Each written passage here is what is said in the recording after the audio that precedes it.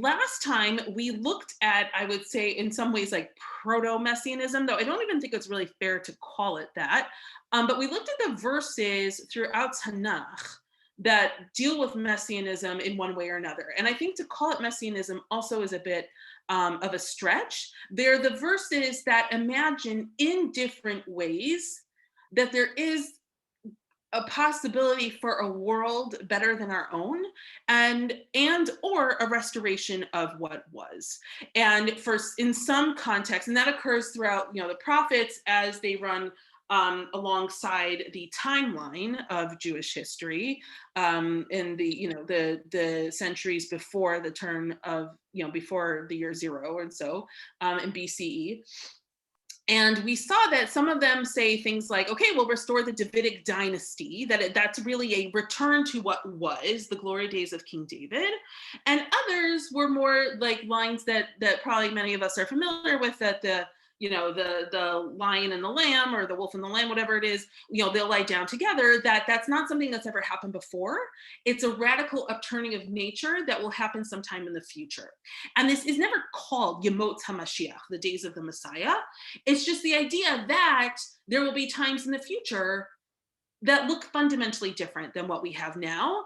And that's a strategy in some situations, a strategy of comfort, of saying, don't worry, things will be better. And at other times, a strategy to try to inspire change, of saying things can be better if you are better. So now what we're going to look at tonight is the beginning of Messianism or Messianic ideas. We're not, I would say, not really yet in Messianism. In the time of the rabbis, Gemara, but early Gemara is really what we're going to focus on. And we're going to do that through the lens of the story of Barkovpa. So I'm just going to screen share. I've got so many, hang on one second.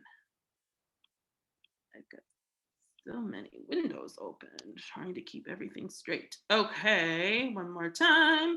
Okay, so we are going to look at here. And this is the document that I sent in the link as well. So here's a timeline of what is relevant for the purposes of understanding the story of Bar Kochba. So the first temple is destroyed by the Babylonians in 586 BCE. This is something that is hugely traumatic for the Jewish people, which is evident in the book of Eicha, of Lamentations, which is the author walking around a destroyed Jerusalem and lamenting sort of the sheer horror and trying to come to grips with the reality. And so the Jews are exiled, but they aren't in exile that long before the Persian king Cyrus says, actually, you can go back to Jerusalem and you can rebuild the temple. And so the temple is rebuilt about 70 years after it is first destroyed. Just by reference, we have Purim is 426 BCE. That's the Jews who didn't go back to Jerusalem, the one who stayed in diaspora. In 333, for a few hundred years, we have the Hellenistic Greek period. We all know how that went for the Jews. It wasn't so great. There's also a lot of messianic tendencies, and again, not messianic thinking about a person, but we know from the story of Hanukkah that there was definitely a strain of people who are thinking we can overthrow the bad things that are happening to us and make a better future for ourselves. Let's bop down. Okay, let's bop down to 63 BCE. So Rome annexes the land of Israel. Things are really bad under the Romans. The rabbis hate the Romans, and we see lots of ways that they talk very disrespectfully about the Romans because they absolutely cannot stand them, and it becomes an oppressive regime. And as you see here, there is a revolt against Rome. There are different sects of the Jews at this point who are all fighting. It's the very end of the Second Temple period. There are the radicals who I think probably were involved in some kind of more mystical messianism. There are the rabbis, and then there are the priests, etc. It's a complete disaster. And part of that infighting is what leads to the Romans destroying the temple in 70 CE. things then get worse. So the Israelites are still there, the Jews are still there. However, they just don't have a temple anymore. So of course the destruction of the temple is traumatic, but things under the Romans continue to be bad and continue to worsen. At the point where from in 132 begins the Bar Kochba revolt, which is a massive Jewish revolt against the Romans. And as you can see in the notes here, the Roman forces killed an estimated 500,000 Jews and destroyed 985 villages and 50 fortresses. It is a vastly traumatic loss for the Jewish people at this time, and one that is unprecedented.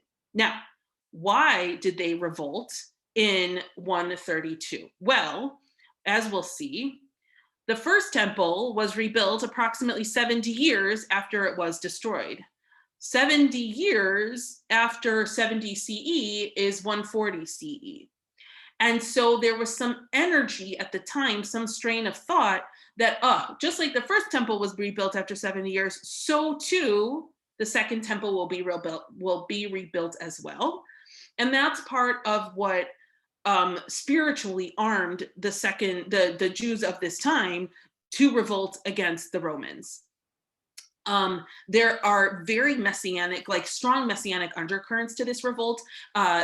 Jews were living in different cities and fortresses for a long time, creating tunnel systems, they've even found coins from this time that say, like first year of our redemption, second year of our redemption. There really was this, that's when I think messianic tendencies you see really crop up in a more strong way amongst the Jewish people. And therefore, by this time, there are the rabbis saying that there is a way to be redeemed from our current oppressors and that they were going to fight for that.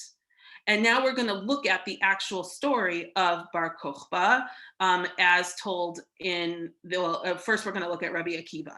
Are there any questions before I move on? I had one question. I thought just in terms of the timeline, if Purim is after when the second temple rebuilt, I thought it's told, I don't know if the source is that Esther's son Darius II helped build the second temple, which would be inconsistent with this timeline. Is that? I don't know exactly where that comes from. There's a whole lot of debate about who Achashverosh is. Right. I think Menachem Leibtag says he's Xerxes, Xerxes. Yeah. So I'm not familiar enough with all of the different details of how to date it. Okay. Yeah. So, but I think it is already. I mean, that's the fascinating thing about Purim that I will not bore you all with now, but just the fact that it's really a celebration of diaspora Jewry. Okay. Any other questions? All righty. So Bar Kochba revolt probably could not have happened without Rabbi Akiva. So a person we've all heard of.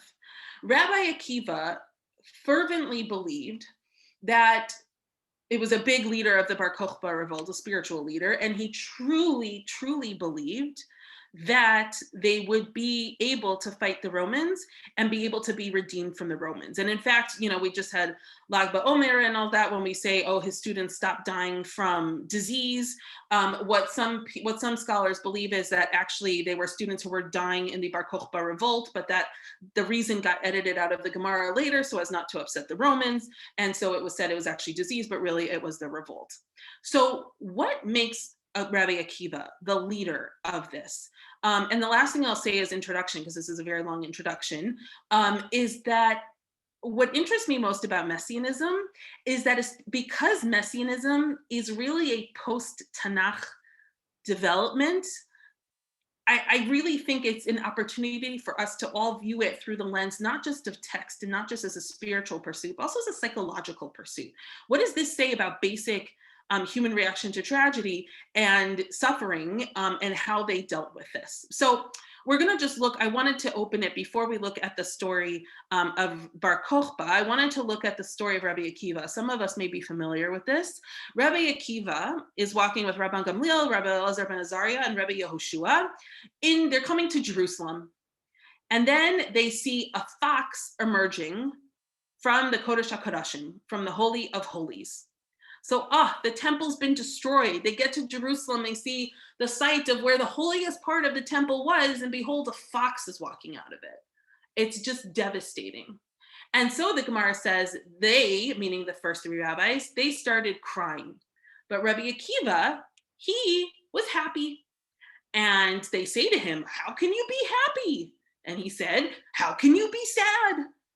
And so they said, well, we were told that anyone who approaches this place is going to improperly is going to be put to death. And now there are foxes here. It's the ultimate desecration of our holy space. And then he goes into, well, you don't have time, but he goes into a whole thing of analyzing different prophecies in different parts of Tanakh to essentially say that the temple's destruction is part of the prophecy of the restoration of Jerusalem. And if the temple's destruction has already come true, so too the restoration of Jerusalem will also come true. So therefore, why is he happy? He's happy because he sees the redemption of Israel, of Jerusalem, is going to be coming, right? That there shall be old men and old women in the squares of Jerusalem. So he sees this as a good thing, but not just as a good thing. I think it's what he's really saying is the process of redeeming Jerusalem has begun. And even though it's begun with something terrible, I'm going to take comfort in knowing that it's currently terrible, that that's actually a good sign for the future. And then they said to him, Akiva, you've comforted us. Akiva, you have comforted us. And so what we see here already, what this story is articulating, is that for the other three rabbis, they look at this and they say that was the rule for this structure, and now that structure has been destroyed. But Rabbi Akiva is demonstrating an ability to look towards the future and say, no, everything is a sign of something being different and something being redeemed. Any questions? Okay. So now, here's the actual story. This is from the Jerusalem Talmud of Bar Kochba and Rabbi Akiva. And again, it's kind of a little bit confusing, so I'll walk us through it while we go. So Rabbi Shimon Bar Yochai taught, Akiva, my master, expounded, a star will go forth from Jacob. Now, you see, I made a footnote. Where to go? Here we go. Okay. I don't know what is done here. So what pasuk is this referencing? When Bilam ends up Balak, the king in the Torah, tries to get him to curse, and then in fact he actually can only bless the Jewish people. One of the blessings is, what I see for them is not yet. What I behold will not be soon. A star rises from Jacob. Derech kochav mi Yaakov. A scepter comes forth from Israel. It smashes the brow of Moab and the foundation of all children of Shet. And then it goes on also Edom. And so I know I said that there isn't messianic stuff. The idea of a Mashiach is not articulated in the Torah. This is actually, I think, maybe the only exception of something that does sound like there is a future of redemption. Now, of course, there's no mention of Mashiach per se. And the only thing we see is Derech Kochav mi Yaakov, right? A star shall come forth from Jacob. So now, also, yeah. It's Balaam, not Moshe. Yes. Therefore, it's not in the Torah. I'm saying, like, it's not our perception of Mashiach. Beautiful, beautiful, great. Okay, thank you. Yeah. So yes. Okay. So star will go forth from Jacob. And then what Shimon Bar Yochai says, Koziva has come forth from Jacob. So what's going on here? It seems like this man Bar Kochba, and we'll talk about who he was from a city called Koziva, and therefore he was called Bar Koziva originally because he was a guy from that city. The word also means falsehood in Hebrew. And so the rabbis, a lot of them, if you don't like Bar Kochba, you call him Bar Koziva, and it's a denigrating title for someone who you think is full of it. You know, they're lying, they're not true. And if you think that he's going to be the person who redeems you from the oppression of Rome and rebuilds the temple, you're going to call him Bar Kochba, because the vision articulated in the verse is that a kochav, a star, same word, will come out from Jacob. So Rabbi Shimon Bar Yochai, he comes along and he says, Akiva, my master, he says, a star is going to go forth from Jacob, right? That's Akiva. He believes in the redemptive part. But Rabbi Shimon Bar Yochai says, Koziba has come forth from Jacob, right? Falsehood has come forth from Jacob. So Rabbi Shimon Bar Yochai is not a fan. And then we're told, when Rabbi Akiva would see Bar Koziba, he would say, this is the King Messiah, right? Malka Mashiach. And then Rabbi Yochanan ben Torta said to him, Akiva, grass will grow on your cheeks, and still the son of David will not have come. So what I see the opening to this story is articulating is Rabbi Akiva, once again, just like the first story, he looks at a situation, in this case, a person, and says, you're going to redeem us. And everyone else says, that's not what we see, right? They see lies or tragedy or whatever. And once again, Rabbi Akiva is the one with the vision. So then we get into the story. So Rabbi Yochanan said, at Hadrian's command, they killed 800,000 in Beitar. Beitar is the huge fortress that was part of the Barkovpa revolt, the last stronghold that the Romans decimated. So said Rabbi Yochanan, he's now retelling this. There were 80,000 pairs of trumpeters that surrounded Beitar. Each one was in charge of a number of troops. Ben Koziba was there. Just remember, this is all, I call him Bar Kochba because colloquially, that's how we end up referring to him. So that's how I'm going to refer to him just for everyone's ease. So he was there and he had 200,000 troops who, as a sign of loyalty, had cut off their little finger. So that's already, you're like, cut off your little finger. What? Who has to maim themselves in order to demonstrate loyalty? This should already kind of, pique us a little bit like, something's a little strange here. So the sages sent word to him, how long are you going to turn Israel into a maimed people? So the sages are communicating now, we don't like this. He said to them, how otherwise is it possible to test them? Well, I have to test them somehow. This is the way. They replied to him, how about this? Whoever cannot uproot a cedar of Lebanon while riding on his horse will not be registered in your army. So instead, you have to be able to uproot a huge tree while riding on your horse. Obviously, this is all written later. It's fantastical. It's not, So there were 200,000 who qualified in one way and another who qualified in another way. When he would go forth in battle, meaning Bar Kochba, he would say, Lord of the world, do not help and do not hinder us. Have you not rejected us, O God? God, you do not march with our enemies. It's kind of like saying, we're going to do this on our own, basically. Hadrian besieged Beitar for 3.5 years. Rabbi Elazar of Modin used to sit on sackcloth and ashes and pray every day, saying, Master of the universe, do not sit in judgment today. Do not sit in judgment today. So we see, once again, Bar Kochba is saying, God, just, don't get in our way, but you don't have to help us either. It's fine. I got this, right? I'm the strong guy with this maimed army. We're fine.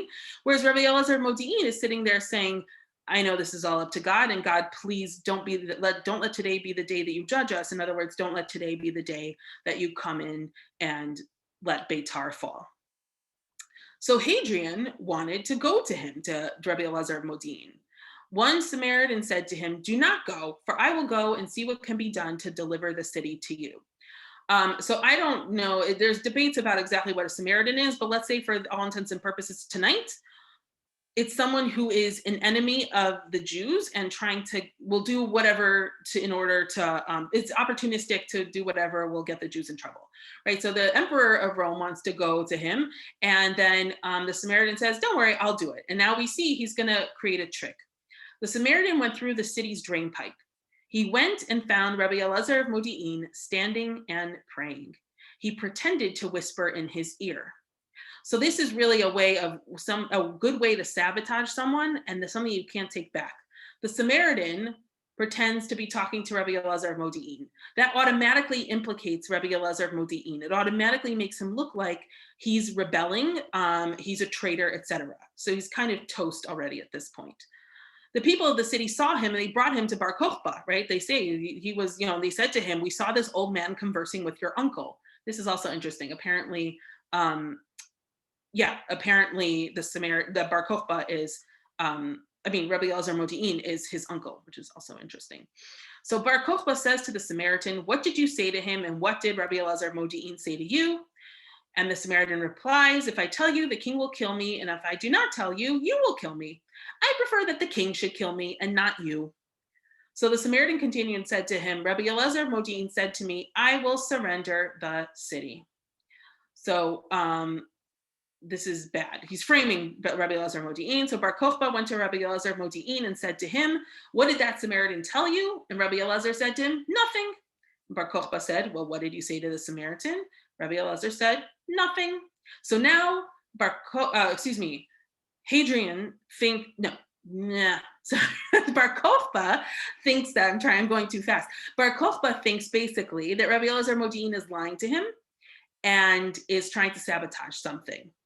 So what does Barkovpa do? He gave Rabbi Elazar one kick and he killed him. That's how, remember, Kochba is this really strong guy. So you can kick Rabbi Elazar with one and he's dead. Immediately, a heavenly force went forth saying, woe to the worthless shepherd who abandons his flock. Let a sword descend upon his arm and his right eye. His arm will wither and his right eye will be blinded. You have killed Rabbi Elazar Modi'in, the arm of Israel, and their right eye. Thus your arm will wither and your right eye will be blinded. Immediately, Beitar was captured and Bar Kochba was killed. So we could spend a lot of time on this story, but because we have about 12 minutes left, here's what we're going to say about this story. Does this story portray Bar Kochba positively or negatively?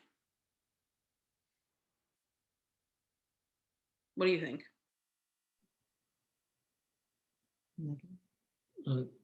Negatively, because of the terminology that is used to describe him is Bar Kozipa or Ben Yes. Kozipa. Exactly. Yes. So, right. He's called by his derogatory name. Absolutely. And also, I think, he's the one who kills Rabbi Elazar Modi'in. Here, this is saying Bar Kochba was the one directly responsible for the fall of Beitar and this enormous, horrible, unparalleled, unprecedented tragedy that befell the Jewish people. So he looks really bad.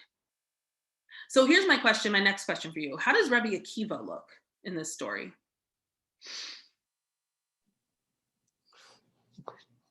It's trickier. I'll just scroll up to the part where he is.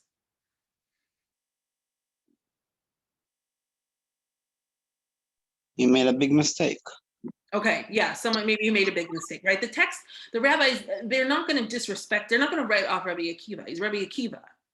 But they're going to frame the story in a way where he's isolated from Shimon Bar Yochai, he's isolated from Rabbi Yochanan ben Torta, and he's isolated from Rabbi Elazar Modi'in, right? He's a dat yachid, he's a singular opinion. And the text is going to do that because whoever wrote this story already knew how the story was going to end, that it was going to end in complete disaster. And so they're going to try to frame this as this thing happened, Rabbi Akiva supported it, but it actually wasn't a good thing. And more importantly, I think, we don't really like the personality of a guy who comes in and has this grand army. That's not the model we're looking for. The story, really, the hero of the story is Rabbi Elazar Modi'in, who sits and davens every day, right? He's not leading a fight, he's trying to prevent it. That's the model that they're trying to uplift. So I think what's very interesting, like I said, is that's the way that people post Bar Kochba have to frame Bar Kochba. And because they learned violence, this terrible thing, fighting the local power, is not something you do, right? You don't try to hasten the end. You don't try to end your own suffering. And I know I've taught a lot at OHAVE, sort of using that idea of why people were even anti-Zionist originally and all of that, because they said, no, you don't try to overthrow, you don't take your agency into your own hands, you wait for God to deliver you. But I wanted to also just frame it. I think that this story ends up being kind of sandwiched. Or I shouldn't say this story, like this period in history, Rabbi Akiva and Bar Kochba become kind of sandwiched, because if you want to say, what are some famous rabbinic statements, rabbinic meaning from the time of the Mishnah and the Gemara, some famous statements about the Mashiach, you're going to find Rabbi Yochanan ben Zakkai, who says, if you're holding a sapling in your hand and someone tells you, come quickly, the Mashiach is here, first finish planting the tree, and then you go and greet the Mashiach, right? So you don't stop what you're doing. You just keep going around your business and then you go check. And also I think that puts more stock in this sapling that's going to grow. It's more likely that you need this tree for the future than Mashiach is actually going to come and change the whole world. Now, why is this important? First of all, I think this is a great statement. But why is this important? This is important because Rabbi Yochanan ben Zakkai is before Rabbi Akiva. He is the one who gets himself smuggled out of Jerusalem during the siege before the Second Temple is destroyed, to get Yavne to establish a yeshiva outside of Jerusalem and to negotiate with the Romans. He's the one who looks and says, the temple is going to be destroyed. Jerusalem can no longer be the center of our worship. We have to figure something else out. It's basically the opposite of a Rabbi Akiva messianic tendency. It's a practical solution that involves working with the Romans, or at least talking to them, and involves saying, ten li Yavne v'chachameha, give me Yavne and her students, and let's move on. So I think it's really interesting and important to note that, whenever we look at these statements, you also have to consider the timeline. That's the attitude before Rabbi Akiva, right? Practical, negotiate, don't try to do anything crazy. Look at the situation you have and work within the situation you have. Along comes Rabbi Akiva, and he supports Bar Kochba, and it ends in disaster. And afterwards, frankly, it's so bad that it becomes the Jewish legacy from then on. I mean, truly the Jewish legacy, right? I can't understate how significant it is that this story of Bar Kochba shaped how we all think of redemption today. Maybe a little bit different because we're living in Zionist times, but certainly until the 20th century, that was the prevailing attitude then for hundreds and hundreds and hundreds of years. I think, and a lot of it rooted in post-Bar Kochba trauma. So that's kind of, okay, we've got Rabbi Yochanan Zakkai. Rabbi Akiva emerges as, no, we can take it over, we'll rebuild. No, it'll all happen. And afterwards, catastrophe. And then the concluding text I wanted to bring is future generations, right? What else does the Gemara have to say about Mashiach? So there are a few pages in Sanhedrin that have a million different statements, and they're sort of all across the board, different interpretations of Mashiach, though I would suggest that perhaps it is more of a hypothetical conversation than a literal conversation, that they're sort of saying, oh, it's this, oh, it's that.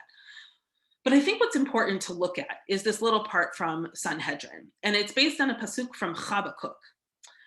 For the revelation awaits an appointed time. It speaks of the end and will not prove false. Even if it tarries, wait for it still, for it will surely come without delay. Imit mahamea chake lo. Right? Words, we still sing those similar words today about waiting for Mashiach. And so then says the Gemara, what is meant by it speaks of the end and will not prove false? Rabbi Shmuel Bar Nachmani said in the name of Rabbi Yonatan, blasted be the bones of those who calculate the end. For they would say, since the predetermined time has arrived, and yet he has not come, he will never come. But even so, wait for him, as it is written in the pasuk, even if it tarries, wait for it still. So I think that this Gemara is a nice summary of what becomes the approach later, Amoraitic period. Certainly the foundation before we get to the Rambam, which we'll look at next time, which is don't try to calculate when the end of the world is. Don't go there. In high school, they made us sit through the rabbi who travels around, and he's the gematria rabbi, and he'll tell you your future and all that stuff. And I don't know if anyone else has, encountered those types of types, but we all want to believe the person who can predict the future for us. But don't try to do it, because it's going to get you down an ugly road when you say, oh, but it's supposed to come, and then it hasn't come, and your hope's going to be dashed. So you know what? Just wait for Mashiach, right? Mashiach will come. So this is interesting, I think, also because it retains the vision of Mashiach now really being a person, which I think really more was established during Bar Kochba. That before that, as we saw, Mashiach wasn't a person; it was just like a different time. Maybe someone come forth from David, but not called the Mashiach in the sense that we think of it today. But wait, be passive. Don't try to do anything. And I think that I would imagine that of all the attitudes we've seen, this is probably the one most familiar, and literally what we still sing all the time. Ani Mamin, that you believe Mashiach will come even in the deepest, worst times, but you don't act on that. You wait for it to happen. So that's actually, yes, Deborah. So do we wait passively, or do we do mitzvot? Good. Yeah, I think, right. I know you've spent a lot of time with Chabad, so you're much more familiar with those attitudes than I am. No, it's not just about. I mean, are we waiting passively for a better time, or are we actively using what we have, which are the mitzvot, to hasten that a little bit, or to bring hope about it, in our daily lives, not necessarily in the big future, but just say, well, there's hope for tomorrow, because we're going to feed the hungry today. Yeah, I mean, I think that's a really good attitude to have. It's possible it's articulated somewhere. I'm really not familiar with like the particular Chabad strain of thinking. Shockingly, I'm more of a rationalist, literalist. So, the mysticism is not my forte, if anyone here has studied that more. And we'll look at stuff in later sessions. But I don't know if it's particularly Chabad to do mitzvot. Right. Well, I think there's the idea you have to be worthy of the Messiah coming. I think or you have to add to the possibility. Right. That by doing mitzvot, whatever they are, whatever mitzvot you're doing, one day at a time, that you're making that environment. I'm not sure that's. I mean, I guess the Rebbe would say you don't have to be passive and depressed and think you can't do anything. You can feed the hungry, for example, or you can tie your child's shoes today with a smile on your face. I mean, you can do things. Certainly a more empowered way of living. Yep. Chana, go ahead. Yeah, so the Rabbi Yochanan ben Zakkai that quote really sticks out to me, to how much modern Judaism has absorbed from Christianity. Because, you wouldn't hear Christians saying oh, if Jesus was returning, we'd finish planting the trees and go him. But it's just there are so many more mitzvot in the Torah related to planting things, and there's basically no mention of a person coming back as Mashiach. Yeah. So it's just striking how far cultural things swayed. And I think it also reminds me of the story in Shabbat where Rashbi and his son come out of the cave and they see the old man with the spices, and they're kind of oh, maybe it's not all mysticism and miracles. So I think that's a great quote that kind of shows where Judaism was coming from at that time. And then some of the later sources in the next classes will just show how much we've absorbed from Christian cultures. Thea and Sam? So what I keep thinking of are the early days of religious Zionism, and what a contrast it was from the times that were influenced by Yochanan ben Zakkai and my mother, who was an early religious Zionist, and the fights that she used to have with my father's father. It wasn't exactly Barkovpa versus the establishment, but there was an element of saying we have to take this into our own hands. We are definitely going to talk about Zionism. There's a whole book on Messianism and Zionism. It's fantastic. Absolutely. David, is there a way to ask quickly? Because we have Okay, next time.